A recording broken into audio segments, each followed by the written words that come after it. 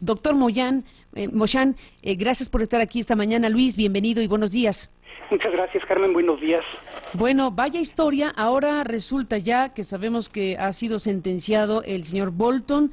¿Qué decir, doctor, de este tema en este momento de la mañana? Pues lo grave es que México lo sigue usando a pesar de ¿Cómo, esta noticia. doctor? ¿Lo seguimos usando? ¿Quién lo usa? Lo seguimos usando. Hace poco hubo una noticia de que en Chiapas, por ejemplo, hubo un programa llamado Verano Seguro, y entonces estuvieron protegiendo a la ciudadanía usando estos aparatos. Unos días atrás, en Irapuato, en unos juzgados, hubo una amenaza de bomba, y fueron a buscar la bomba utilizando estos aparatos. Unas semanas atrás, igual hubo una amenaza en unos cines en Parral, Chihuahua, y entró el ejército a buscar la bomba con estos aparatos, y es peligrosísimo, porque es peligrosísimo para el que usa los equipos, porque son inservibles, y sería peligrosísimo que sí hubiera una bomba y ellos dijeran que no la hay porque el aparato no la detectó. Ellos confían en el aparato, y entonces aquí hay un peligro brutal. Yo creo que es importantísimo prohibirlos de inmediato. Prohibirlos de inmediato. Que no se ha hecho todavía. Pues muy importante, doctor, lo que nos dice. Nosotros estábamos destacando esta mañana que el día de ayer un jurado de la Gran Bretaña, un jurado de la Gran Bretaña concluyó el juicio que se llevaba a cabo en contra de este hombre Gary Bolton, el creador del detector molecular GT200, que determinó que este aparato pues es falso, que no sirve, y bueno, pues fue condenado ya a una sentencia de 7 años de prisión en el Reino Unido. Pero ciertamente estamos poniendo el énfasis en el fraude, que es el timo, pues el timo a los gobiernos mexicanos, a la sociedad mexicana, porque al final de cuentas los gobiernos utilizan el dinero de la sociedad y se utilizó dinero para comprar todo eso, y el foco que estábamos poniendo era respecto al dinero usado, pero tiene toda la razón, a lo que ha causado, y en este caso nos dice sigue causando, y los riesgos que sigue causando la utilización de este aparato. ¿Por qué no, doctor, nos cuenta exactamente qué cosa es esto? Bueno, este aparato es una especie de pistolita, se agarra con una pistola, tiene una manija, pero en lugar de un cañón tiene una pequeña antena telescópica, como las antenas que tienen los coches o que tenían los coches, que se puede estirar, colapsar y guardar. Y esa antena es libre de girar alrededor de un pivote que está ensartado en el mango. Entonces los operadores pues estiran la antena, la colocan en una posición horizontal y caminan con el aparato en mano, y ellos dicen sentir que la antena se mueve para un lado o para el otro lado cuando están a un ángulo recto de la sustancia que están buscando. Entonces, caminando varias veces pueden hacer un trazado, hacer triangulación y detectar dónde está la sustancia que está buscando. El aparato tiene una pequeña caja en la base donde pueden insertar hasta 12 tarjetas. Cada tarjeta tiene un letrero que corresponde a distinta sustancia. Dicen poder detectar e identificar entre cientos de drogas distintas, de explosivos y, como mencionaba hace rato, hasta cuerpos humanos y marfil y dinero. Y entonces uno mete las tarjetas de las sustancias que está buscando y el aparato le dice dónde están. Esa es la supuesta forma de operarlo. Hay una teoría de operación que es divertidísima, para cualquier estudiante de física sería muy divertido leerla. Dicen que el aparato lo que detecta son los campos paramagnéticos y los campos diamagnéticos que producen todas las sustancias y que apuntan a la derecha de las sustancias, quiera decir lo que quiera decir, que no detecta campos ferromagnéticos porque no quieren que se confunda con el campo ferromagnético de la Tierra, y que se carga con la energía electrostática que produce su operador. Dice que pueden detectar nanogramos, el anuncio dice que picogramos, el manual dice que nanogramos de sustancias. Esto es una milésima de una millonésima de un gramo, y dicen que lo pueden hacer desde distancias que van de 300 metros cuadrados. Yo creo que eso es un error simplemente de unidades, pero que en tierra lo pueden detectar a 700 metros cuando solo buscan una sustancia, y desde el aire hasta 5 kilómetros de distancia. Entonces, todo esto son cosas que son incompatibles totalmente con el conocimiento científico actual, pero lo más importante, más que discutir la teoría, pues fue ponerlos a prueba, Y en México hicimos una de las pruebas a estos aparatos, y cuando la hicimos pública, pues se enteró la policía de Londres y por eso nos llamó y nos pidió atestiguar y presentar nuestra prueba como evidencia en el juicio contra Bolton. Doctor Luis Moshán, hemos aquí comentado también que el tema pues ha llegado a la Suprema Corte de Justicia porque hubo, si no me equivoco, el caso de dos muchachas veracruzanas, dos personas que alegaban que habían sido imputadas por la PGR a partir de identificaciones o de información obtenida a través de este aparato en cuestión. El tema fue escalando y llegó a la propia Suprema Corte de Justicia, y hasta donde entendemos, Luis, y ya nos contarás ahora, la propia Corte había o convocó a la comunidad científica, a la gente de la comunidad científica, para que finalmente pudiera tener la Corte elementos científicos para tomar determinaciones judiciales, lo cual es muy importante. No sé si ha ocurrido otra vez. Recuerdo que la Corte con José Ramón Cosío, en este caso y en otro anterior que tenía que ver con otro tema, pero era convocar a la ciencia para tener información y decidir judicialmente con un asunto del ADN y otras cosas, pero en este caso era a ver que vengan los científicos y que nos digan qué pasó ahí, doctor Moshán. Yo creo que es un tema muy importante y sé que el magistrado Juan Ramón Cosío ha estado muy interesante en el papel de la ciencia y su relación a la justicia. De hecho, según entiendo, él es miembro de la Academia Mexicana de Ciencias y él ha estado en contacto con los presidentes, con el presidente anterior, Arturo Menchaca, y con el presidente actual, José Franco. Y entonces, cuando ellos atrajeron el caso de estas muchachas, o sea, las muchachas fueron liberadas por una juez en base a la crítica que publiqué yo de la teoría de operación del aparato. Esta teoría es pseudociencia, no describe nada que tenga que ver con la realidad, y en base a eso la soltaron.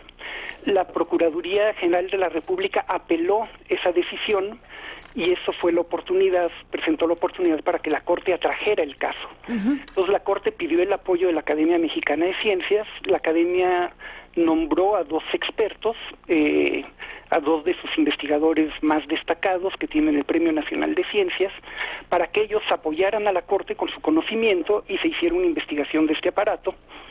La Corte pidió a la Sedena que le dieran uno de estos aparatos para investigarlo.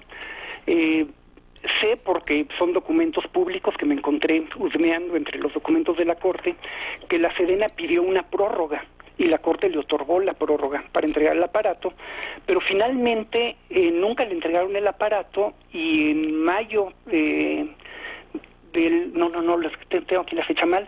Bueno, finalmente no le entregaron el aparato, y en marzo de este año la PGR se desistió del caso.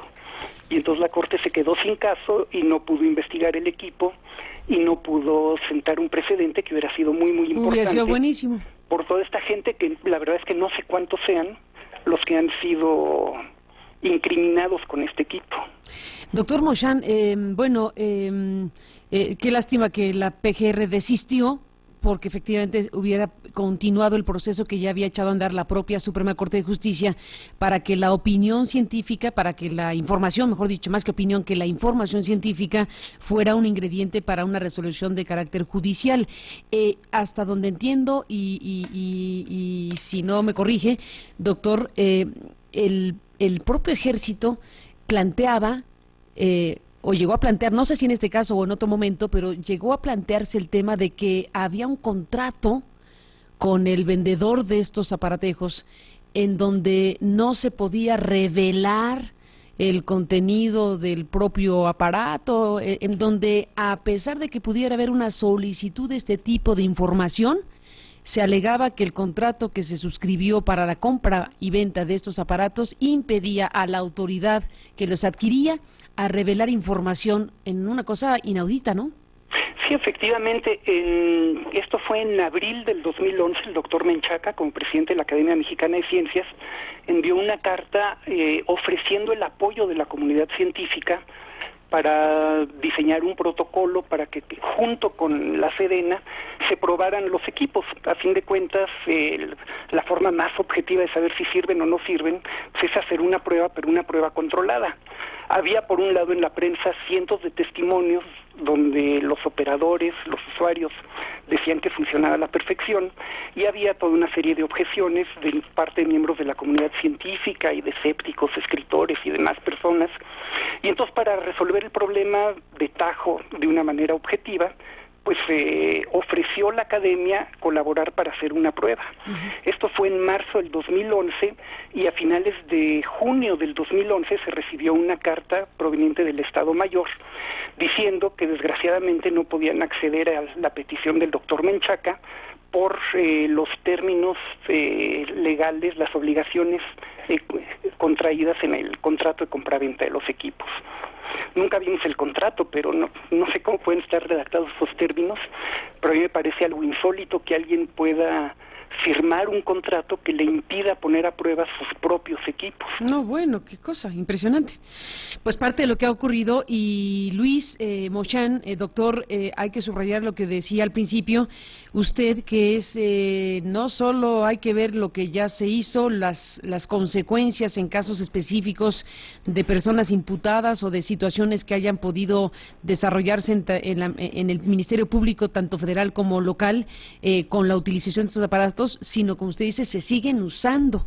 Y ese es un tema en donde se colocan las cosas en un terreno de riesgo, porque si los aparatos queda demostrado científicamente que son fraudulentos al final de cuentas, que no logran, que realmente su mecanismo, su sistema, su esencia no es algo que permita saber lo que dicen, permite saber, entonces si se siguen usando es no solo una barbaridad, sino que corre riesgo, como usted dice, por un conjunto de decisiones que se puedan tomar a partir de su utilización.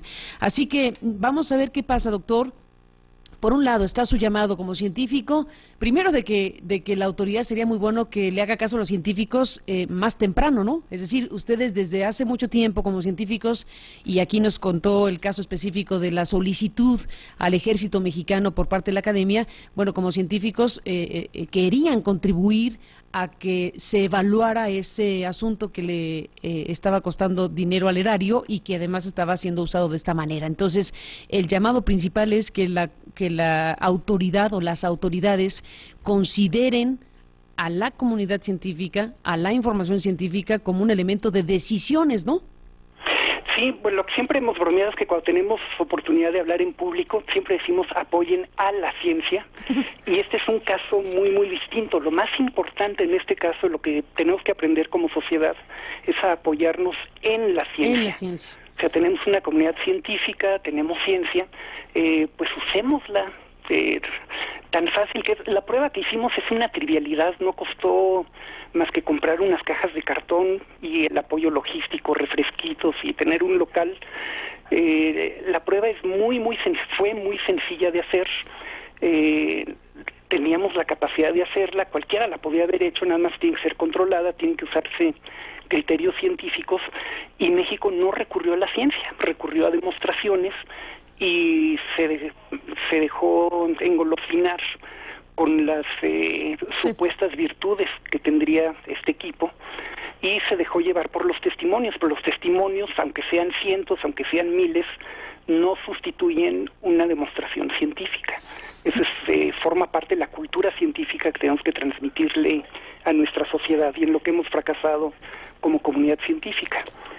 Oiga, doctor, para cerrar, en el proceso judicial que se llevó a cabo en la Gran Bretaña y que acaba de resolverse con una sentencia en contra de Bolton, además de la sentencia con los que se escindieron de esa empresa y que crearon su propio aparato, que también es una sentencia de 10 años que se determinó recientemente en la Gran Bretaña, ¿en ese proceso judicial participó parte de la ciencia mexicana?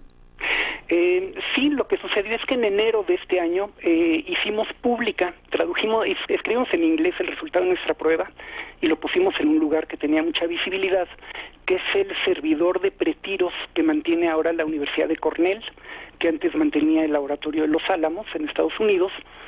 El Massachusetts Institute of Technology, el MIT, descubrió nuestro reporte y lo anunció como la noticia del día, como el artículo del día, y allí es donde se lo encontró la policía de Londres, y entonces nos pidió usar ese reporte como uno de los testimonios, nos pidió muchos otros, por ejemplo, las 24 horas de video que tenemos de la prueba, porque fueron varias cámaras que estuvieron activas filmando todos los detalles, también se usaron como evidencia.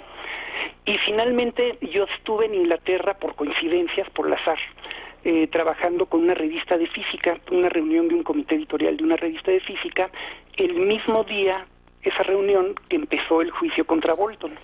Entonces me invitaron a participar y a testiguar, y además me quedé un par de días para ver cómo se llevan a cabo los juicios en Inglaterra, que es algo muy interesante.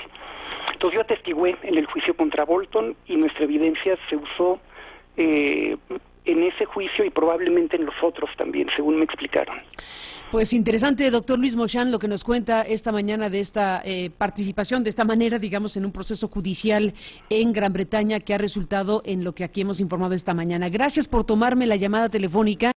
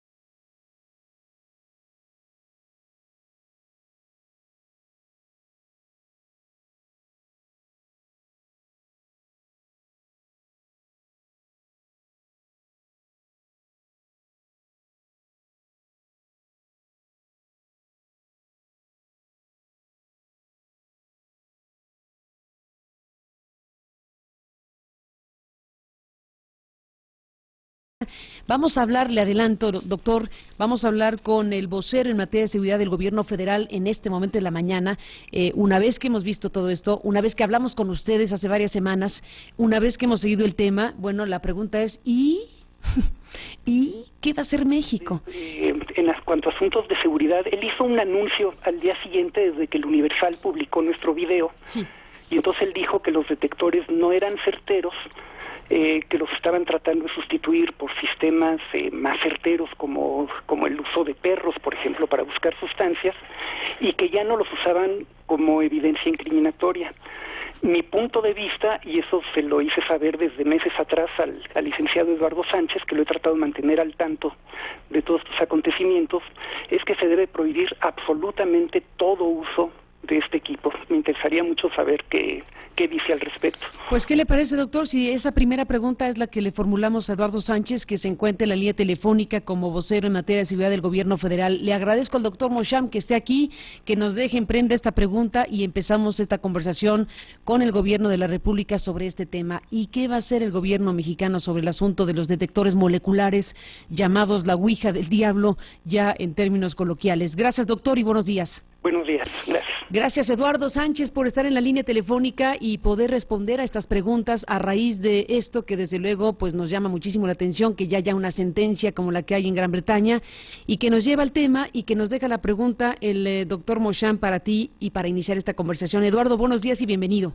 Muchas gracias, Carmen. Muy buenos días para ti y para todo el auditorio. ¿Prohibir todos estos aparatos? ¿Estarían dispuestos como gobierno federal?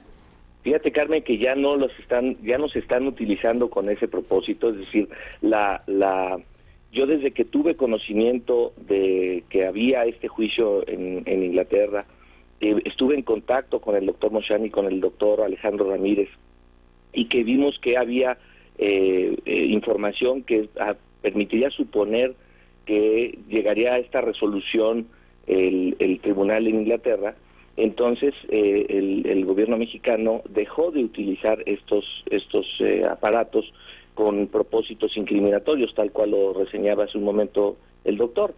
Y desde luego que estos aparatos que fueron adquiridos durante la administración anterior, bajo circunstancias que desde luego desconozco, y al estar bajo esta lupa en la que hoy hay una resolución firme en Inglaterra, en el sentido de que realmente no tienen la utilidad que dijeron que tenía, pues el gobierno mexicano está haciendo una valoración desde el punto de vista jurídico a partir de esta información de cuáles son las alternativas que se tienen pues para en su momento poder solicitar el pago de daños y perjuicios, insisto, si es que estamos en el caso jurídicamente viable para hacerlo. Muy importante lo que dices, Eduardo. Déjame detener en la primera parte y luego regreso a esto que nos estás diciendo. En el caso de lo que tú dices, el gobierno federal, hay que ver qué pasa con los estatales, porque el otro día leí una declaración del gobernador de Aguascalientes, pero en fin, en el gobierno federal estás diciendo, estos aparatos, los detectores moleculares o presuntos detectores moleculares o lo que llamamos la ouija del diablo, no serán usados más con propósitos incriminatorios. ¿Eso significa, Eduardo, que los van a seguir usando aunque no sea con propósitos incriminatorios? No. Te digo que no se usaron más con propósitos incriminatorios a partir de que tuvimos conocimiento de que había esta posibilidad de que no tuvieran las características con las que se vendieron. Que no sirvieran, pues. Exactamente, que no sirvieran. Entonces, a partir de que nosotros tuvimos conocimiento, se dejaron de utilizar en ese sentido. Y hoy, desde luego, que ya que se tiene la certeza de que no funcionan, están totalmente descontinuados. Están ya, o sea, no los usa más con ningún propósito. Está prohibido, prohibido el uso en el gobierno federal de estos aparatos para las fuerzas. Simplemente ya no se utilizan, más que prohibido. Es decir, pero no se usan para nada. Para nada. Dices también, Eduardo, que está el gobierno de la República en una valoración de carácter jurídico para saber si procede, pues contra quien vendió esos aparatos a México, por daños y perjuicios, porque hay dinero público utilizado, no solamente dinero público utilizado desde luego, sino daños diversos, pues en todos los ámbitos posibles. Tú que eres abogado, nos podrías describir qué tipo de abanico hay para imaginar qué significó para México la utilización de todo esto, en términos de procedimientos judiciales, en términos de dinero utilizado, en términos de qué te gusta, Eduardo, y en qué están pensando, es decir, qué tipo de información necesitan para proceder jurídicamente contra quien le vendió a México estos aparatos. Mira, en este momento tenemos, déjame ilustrarlo así, de las piezas del rompecabezas, tenemos por un lado la resolución del tribunal en la Gran Bretaña, en la que determina que estos aparatos no sirven para lo que se dijo originalmente que servían. Por el otro lado tenemos unos contratos en donde diversas instancias, diversas dependencias del gobierno federal mexicano adquirieron estos aparatos. Entonces, ahora lo que corresponde hacer a los abogados es vincular uno con el otro, es decir, la resolución de la Gran Bretaña con los efectos de la resolución de la Gran Bretaña con los contratos que se celebraron, hacer el análisis de cuáles son, por decirte algo, si proceden los daños y perjuicios, y si esto es así, ante qué tribunales se les puede hacer el reclamo, si existe un procedimiento arbitral que esté pactado en el contrato, en fin, se tienen que analizar todas las alternativas jurídicas para que el gobierno mexicano pueda tomar una decisión a ese respecto. Eduardo Sánchez, uno de los temas tiene que ver efectivamente con el contenido de los contratos. Resultó que en el contrato mismo había el impedimento para quienes compraban esos aparatos de divulgar la propia estructura del aparato e información fundamental que la Academia Mexicana le solicitaba en su momento al Ejército y que el Ejército finalmente no entregó, entre otras cosas alegando que había ese impedimento contractual, en pocas palabras. Supongo que una vez que ha ocurrido lo que ha ocurrido, no tendrá inconveniente o no debería tener inconveniente el gobierno de la República de que se libere el contenido de esos contratos para que el que los quiera conocer los pueda conocer, supongo. No conozco yo el contenido de los contratos, Carmen, de manera que me aventuraría... No, pues nadie, lo que queremos es conocerlo. Debe haber cláusulas de confidencialidad, etcétera, etcétera. Pero Sin embargo, operarían en ese momento, a ver, ¿el gobierno respetaría cláusulas de confidencialidad ante alguien que le timó? Lo que no haríamos sería violar la ley nosotros. Y lo que sí haríamos, lo que sí podemos hacer es, una vez que tengamos todas estas piezas de rompecabezas y que los abogados determinen cuáles son nuestro abanico de opciones, pues tomar una decisión sin lugar a dudas.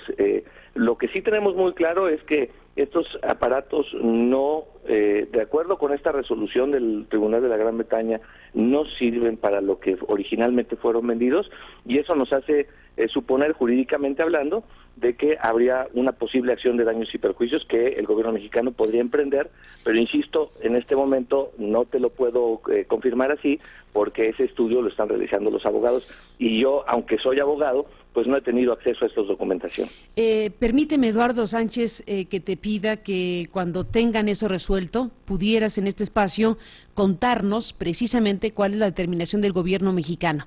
Con mucho gusto, Carmen, cuenta con ello y compartir esta información contigo y con tu auditorio. Muy bien, Eduardo Sánchez, pues quedamos a la espera entonces de que el gobierno mexicano termine de evaluar el asunto y saber cómo procede frente al asunto una vez que este individuo británico ha sido sentenciado en Gran Bretaña con una serie de elementos muy importantes que ya fueron comentados por el doctor Mochán y que, bueno, pues nos colocan frente a ese tema de México, ¿qué va a ser? Entonces, en el México, ¿qué va a ser? Tú me dices, nos vas a contar aquí cuando tenga el gobierno mexicano resuelto el qué va a ser, pues en el momento que lo tengan, estamos abiertos para escucharte. Así será, muchas gracias, Carmen. Oye, Eduardo, pero no me quiero despedir del todo, te agradezco esta conversación sobre este tema, no me quiero despedir del todo porque hay otro asunto totalmente diferente a este que me gustaría mucho poder preguntarte, si me lo permites, después de la pausa. Tiene que ver este segundo tema con lo que ha sucedido y sucede en Aquila, con el tema de las policías comunitarias y un conjunto de temas que han estado siendo abordados en este programa y que en el caso particular que te quiero preguntar se refieren a un cabo del ejército que ayer dijimos, nos informó el doctor Manuel Mondragón, había sido a petición de la comunidad de Aquila entregado o puesto a disposición por parte de la Policía Federal al Ministerio Público de una zona de Michoacán y nosotros dimos esa información de que ese cabo había sido entregado a la PGR, al Ministerio Público, y la PGR durante 3 o 4 consultas que le hicimos durante el día nos estuvo confirmando que no tenían a ese cabo del ejército. Déjame ir a la pausa, retomo el hilo, doy 2 o 3 datos que nos colocan en el contexto y te pregunto si en este momento el gobierno de la República sabe dónde está el cabo y volvemos contigo, si te parece. Con mucho gusto, Carmen, claro que sí. Escuchas a